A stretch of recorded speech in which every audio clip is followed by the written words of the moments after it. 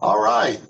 I have 1 minute early there. Let's go ahead and move on to our next session um, on the environmental side of things. And so we're going to fly from Houston out to the Mountain Time Zone to El Paso. And I'd like to introduce Dr. Christy Mena.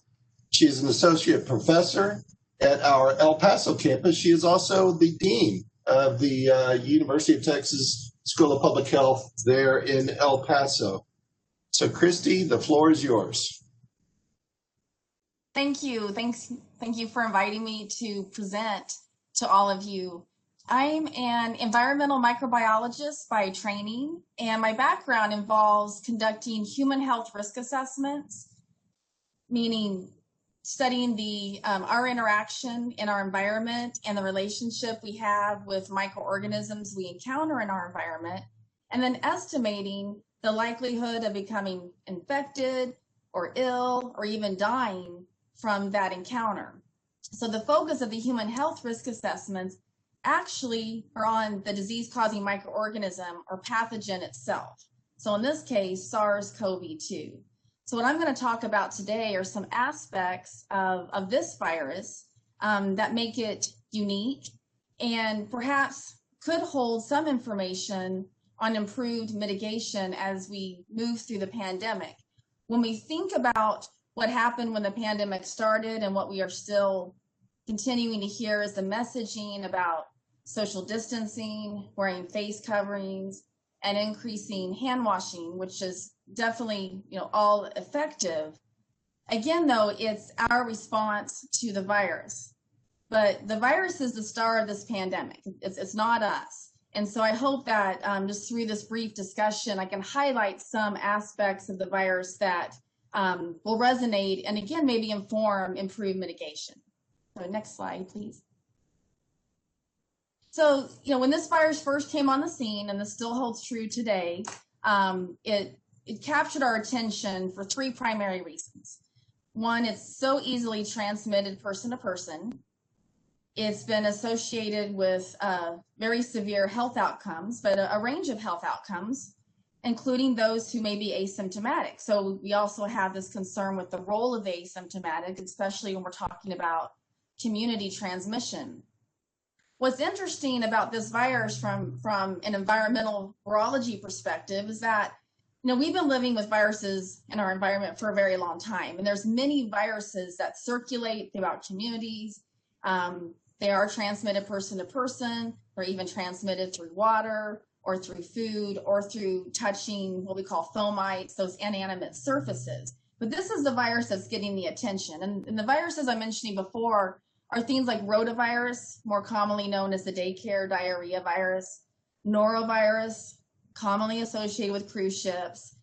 We have adenovirus that plagued the 2016 Olympics in Rio. And then we have Coxsackie virus. It's an environmental virus that is resistant to water treatment. It's transmitted through water and through other ways, and it's probably associated with more adverse health outcomes than any of these viruses. It attacks a lot of different systems in the body. Those viruses have not gotten the attention that this virus has gotten, and that's probably because of this unknown with this range of severe and devastating health outcomes, and also how easily this virus is transmitted. Next slide, please. So again, I borrowed this from the Illinois Department of Public Health. I thought it brought home this message of social distancing and wearing a face covering and washing our hands. And if you think about everything that we've been trying to do, whether it's reopening schools for in-person learning, keeping businesses open, being able to watch professional football, or even I saw a show a couple days ago talking about how we're going to bring back reality TV. Everything's centered around these three aspects. Again, us responding to the virus. So if you go to the next slide, please. I'm going to talk a little bit more about SARS-CoV-2 and its structure and how that may help inform how we interact in our environment. Next slide, please. So what is a virus? Just to remind all of us, viruses are very simple. Just a piece of genetic material, either RNA or DNA, surrounded by a protein coat. This case, SARS-CoV-2 is an RNA virus, and as was the other viruses I mentioned, except for adenovirus. So it's similar in that regard. There's always a debate, are viruses living or non-living? Some say they're non-living because they cannot replicate without entering a host cell. Some say they're living because they can wreak so much havoc and some, devastating adverse health consequences.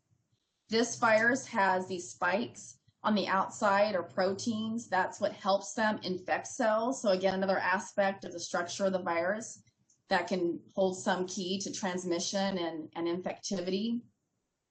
The part I really want to note here is that this particular virus is surrounded by an envelope, and the envelope is made up of lipids. And it's that envelope that makes this virus highly susceptible to disinfection practices. And so this is what makes this virus very different from the other viruses I mentioned, such as norovirus and rotavirus, that don't have an envelope. And they actually can survive for much greater lengths of time, as shown in laboratory studies, on surfaces.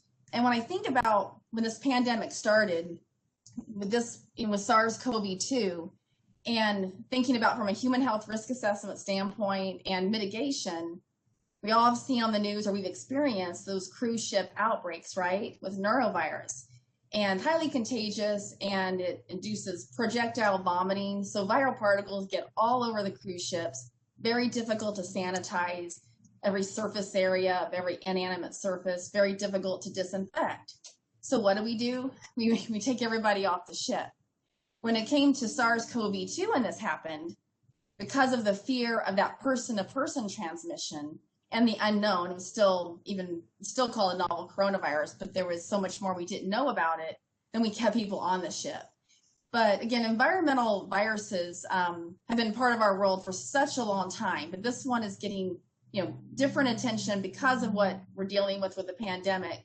But in many ways, it should be comparatively easier to take care of if we focus on the virus itself, rather than just solely focusing on how we're scrambling trying to respond to it or avoid it. Next slide, please.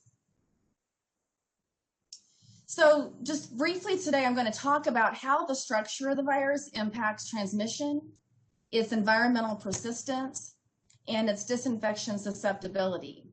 And when I talked about the structure of the virus with an RNA and then the proteins and the envelope, one thing that I think is very interesting and holds promise for understanding whether it's vaccine development, even informing testing strategies and how we understand infectivity and incubation periods. There have been studies evaluating the RNA or the genome of SARS-CoV-2. And definitely in structure and in genetics, it's very similar to SARS of 2003. But it's actually even more similar to the bat coronavirus. And so that might offer some interesting information on how we address this environment right now in this pandemic. Next slide. Next slide, please. Oh, thank you.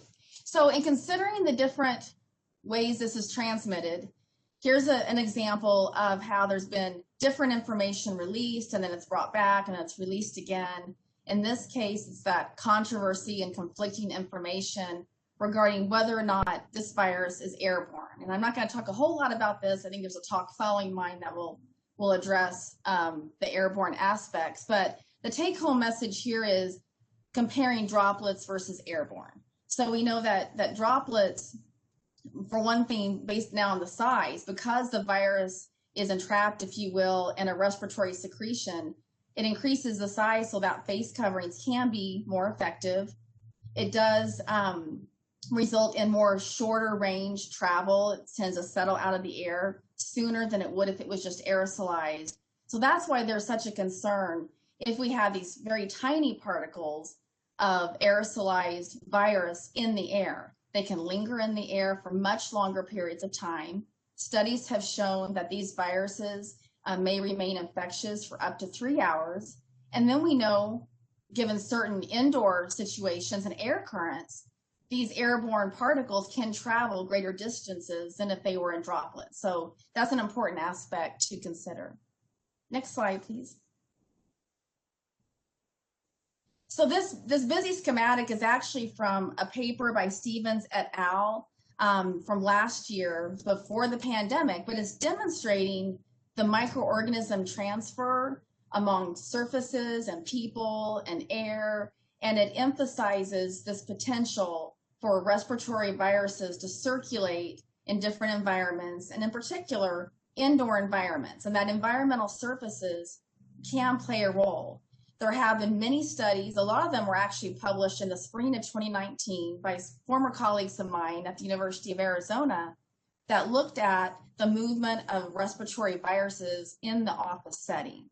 And so we know that there can be that mechanism of transfer from a person to a desktop back to a person.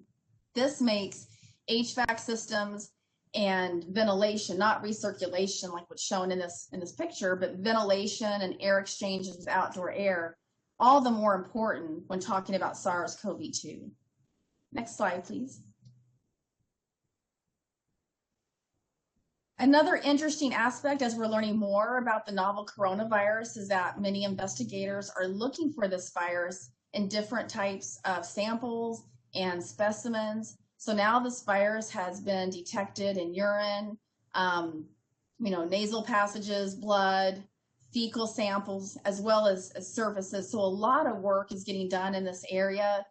There's been conflicting information on whether it's more likely for this virus, SARS-CoV-2, if it's detected in fecal samples, conflicting information on whether or not it's infectious. Some have been able to show this.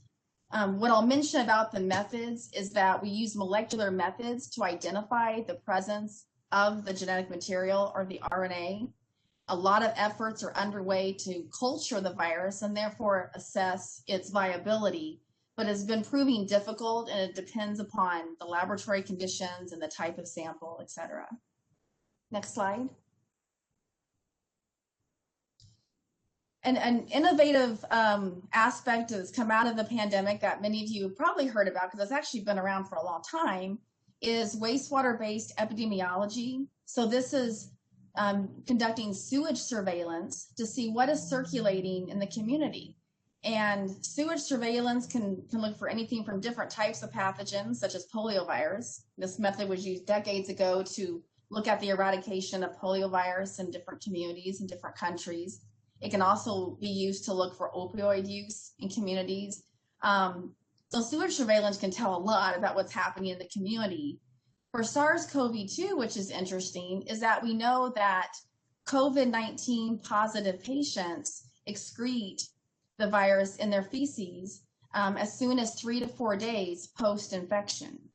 And this can be 2 to 3, in some cases, it's been documented, 4 weeks sooner than someone shows symptoms and may be more likely to seek medical attention. There have been numerous studies looking at the survivability of the SARS of 2003 in different types of water, including wastewater. We know without treatment, it only survives under certain conditions, maybe 2 to 3 days. But even given primary wastewater treatment, this virus does not survive. So these studies that I'm talking about here look for the RNA, so viral particles, not intact virus in the wastewater. When we think about what we're going to use this information for in terms of predicting future community transmission, that's really what's important, and not necessarily that important if we're finding infectious virus. And again, another group of colleagues at the University of Arizona are exploring 3 different cell culture lines to culture this virus from water to see if it is infectious. But in the wastewater-based epidemiology world, detecting that genetic material to then estimate the potential number of cases in that community that's served by that utility could prove as a useful early public health warning tool. Next slide, please. And so this was the first study. This is Dr. Medema from the Netherlands. He's actually someone I had the pleasure to meet years ago when I was a student in Arizona, and he does human health risk assessment of pathogens in the environment. And so he was one of the first back in the spring to publish a report of detecting SARS-CoV-2 RNA in sewage, and then was able to correlate that with the prevalence in the different cities that were served by those utilities. And so the algorithms presented in this paper have formed the basis for many other groups throughout the United States and the world that are now looking for the virus in wastewater. And earlier on, when many of the universities were still shut down in the spring and summer, and those investigators who are interested in this, they began collecting composite wastewater samples from the local utilities and then freezing those samples for future analysis. And that can prove another challenge because there's some speculation that frozen samples are compromised. It'll be much more difficult to detect the virus in those samples. But anyways, there's a big pull to continue this effort. Next slide. And so that's what I wanted to emphasize. So I'm sure a lot of you have seen the headlines, especially in our local news stations throughout the country. And also there's been lots of funding opportunities for this type of work. And there's, even though we don't have a national testing strategy regarding the virus in people, there is a push for those of us in the world of environmental microbiology to come with some type of national strategy for wastewater monitoring throughout the United States. Next slide, please. I'm doing on time. So, this is a common slide. I think a lot of you have seen, those of you who have been interested in the survivability of this pathogen in the environment.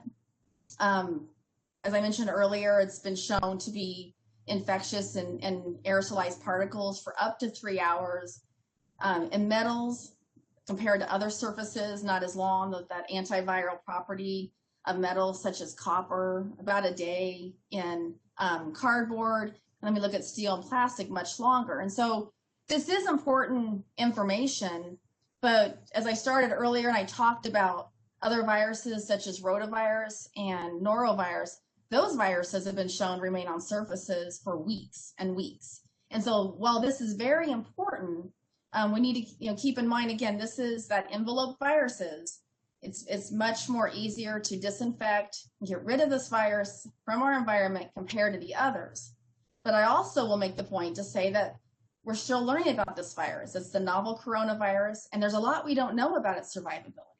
Next slide, please. And so this study actually just came out last week. It was highlighted on the ABC Nightly News a couple of days ago. If you heard about it, they didn't call out the authors by name. This particular study looked at the occurrence of SARS-CoV-2 on various surfaces, and not just non-porous, and some of the other examples that I showed on the previous slides. They looked at vinyl, they looked at banknotes, they looked at cotton, and they have found this virus to actually survive for as long as 28 days on these surfaces. These investigators argue that they use higher viral loads, at least 2 logs higher than some of these other studies, and that the viral loads they used in their studies, and again, this is under laboratory conditions, better represent respiratory secretions. And so they were able to show up to 4 weeks for many of these surfaces. They also evaluated some other studies, and there was a study done this year that looked at the survival of SARS-CoV-2 on N95 masks and showed at room temperature the virus can survive on N95 masks for up to 3 weeks. So we're learning more information, and so it just begs that point again about, let's think about this virus and maybe more that we can do with mitigating it in our environment, just like with the airborne versus droplet conflicting information. The same has been true with fomites. Early on, we talked about the potential of fomites having a role in community transmission. Then that was pulled back some. Then it was in the media again, and then it was pulled back some. And so as we're learning more about this virus, we really cannot neglect the potential role of our environmental services in community transmission. Next slide, please. So here are some of the factors that these studies, including the one I highlighted before, addressed. And so it's not a one-size-fits-all when we're talking about the survival of this virus in the environment, but these are the factors that have been addressed. We know with increased temperature and humidity, under those conditions, the virus is not as likely to survive, again, focusing on SARS-CoV-2. We've all heard the studies with UV sunlight or HEPA filters that use UV. Those are effective at inactivating a nucleic acid of the virus. Again, viral load. I think that we're going to see a lot more research in that area. Perhaps some of these survival studies use surrogates. Maybe the initial viral concentration in their studies just wasn't quite as high. They couldn't show that survival on surfaces. Not sure. Again, the different surface types have been important. With this study even looked at glass. They looked at the components of things that would be important, such as what we see on cell phones. And then I also, one thing I didn't mention earlier when I talked about the indoor environment was toilets and the bathroom surfaces. And so I had the privilege of studying under Chuck Gerba, who's an icon in environmental microbiology, and published one of the first toilet aerosolized studies in the mid-1970s. And we did a lot of those studies in the 90s, looking at how when you flush the toilet and the water's aerosolized and how far can it reach in the bathroom and where should you keep your toothbrushes. And so these are just all things to consider. Some would still argue that when we excrete the virus in our feces as it goes through the digestive system, the virus is likely to be inactivated, but it's something to consider since other studies have detected infectious virus. When we also think about other sources, what has been consistent are the urine studies. SARS-CoV-2 has been detected in urine and is shown to be infectious consistently. And then again, we also have the aerosolized issue and wondering what's that potential role in terms of airborne transmission. Next slide, please. So that leads me to the third point regarding disinfectants and using the proper disinfectants when we want to take care of inanimate surfaces, whether it's at home or in the workplace or at schools. And so I would refer everyone to the list in. These are active ingredients that are in different types of products that have been shown to be effective against SARS-CoV-2. Next slide, please. And we have to keep in mind it shows efficacy, which means it shows its ability to inactivate the virus under controlled laboratory conditions. But what happens is a product needs to either show it's able to inactivate SARS-CoV-2 or perhaps another coronavirus or a pathogen that is more difficult to inactivate. And probably the most difficult are bacterial spores. When we talk about some of the other viruses I mentioned, such as rotavirus and norovirus, those, because they don't have an envelope, are much more difficult to inactivate. And so many products that are tested against those types of viruses. And so my take-home message here is, again, this virus is not very hardy, and it is easy to disinfect surfaces. And I don't think enough attention has been placed in this area. Next slide. And so going back now to the structure, and we think about some of the active ingredients regarding this particular virus and the structure and the targets. If you look at that list of disinfectants on the EPA website, you'll see a lot with alcohol-based, chlorine, hydrogen peroxide, or the quats. And they all attack different aspects of the virus. So alcohol, denatures the proteins. Hydrogen peroxide breaks down the lipids, the nucleic acid. The quats actually work by absorbing to that lipid envelope. Again, that's making it more susceptible to disinfection. So these are why these disinfectants work. One important aspect I want to mention, I was asked to speak on this last week. As I'm sure all of you've heard, there's a not just a surge in COVID-19 cases, but also child poisonings in the home because of people trying to make disinfectants at home and looking up active ingredients and things online, and maybe a bleach solution is fine. But I would recommend against that because this virus is not very hardy. Soap and water, if there becomes a shortage of disinfectants again, soap and water and rigorous scrubbing will mechanically break down this virus and remove it. I mean, a disinfectant is ideal, but I caution making and mixing chemicals in the home or in the workplace.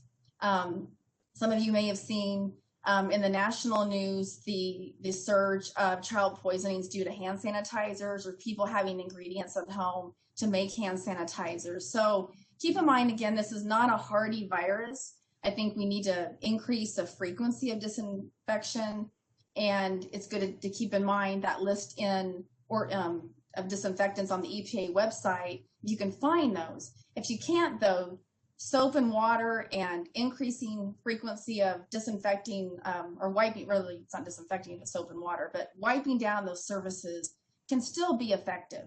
Next slide.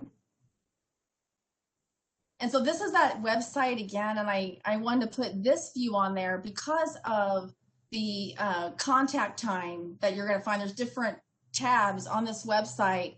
And so not only is it important to look at the list of disinfectants on this website, but also how they're used. So it's not just a matter of spraying and wiping. Based upon the active ingredients and the surface, there will be different contact times. So you may need to leave a disinfectant on a surface for 30 seconds or 1 minute or 5 minutes. So it's important to read those instructions. It's also important to clean the surface and remove any dirt or debris first, and that will make the disinfectant more effective. Next slide. So finally, just thinking about future directions in SARS-CoV-2. Again, as I mentioned, it is important for us to social distance, wear a face covering, and increase hand washing. But I still think that the virus is the star of the pandemic, and it's been somewhat, interestingly, forgotten as a focal point.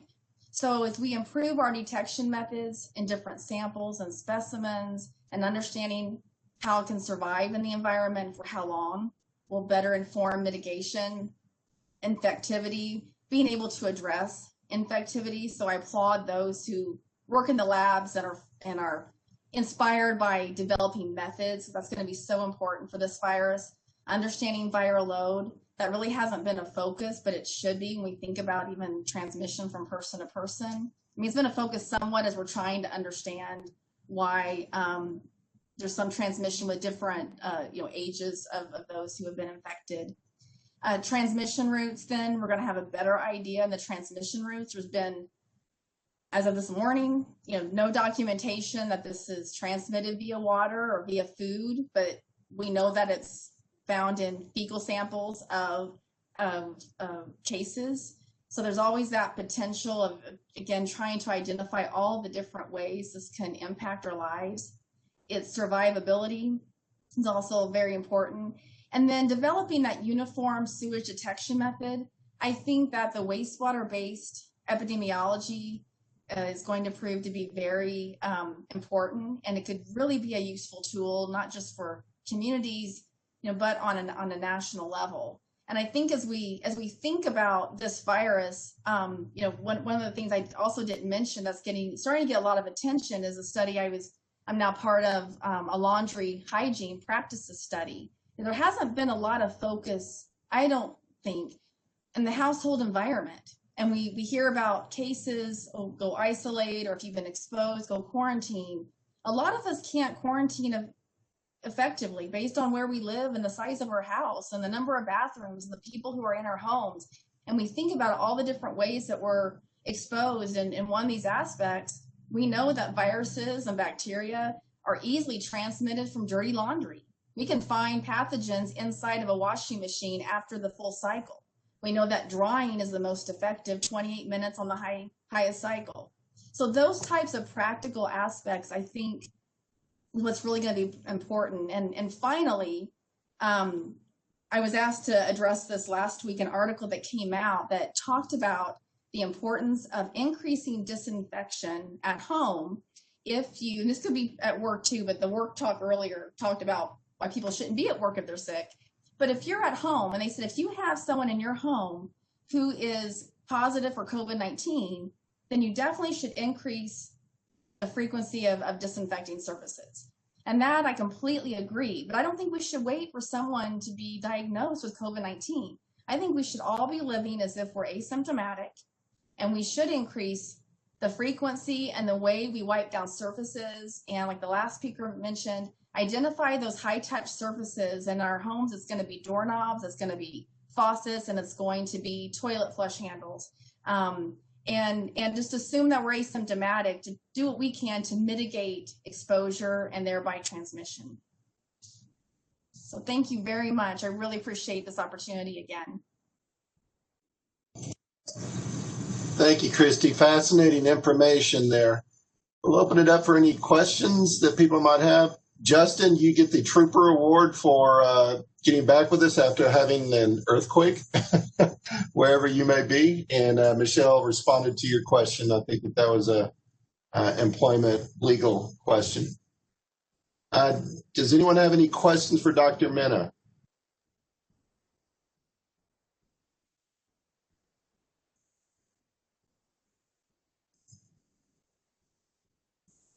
All right. If you think of any, please do not hesitate to type those in, and we'll follow up on those.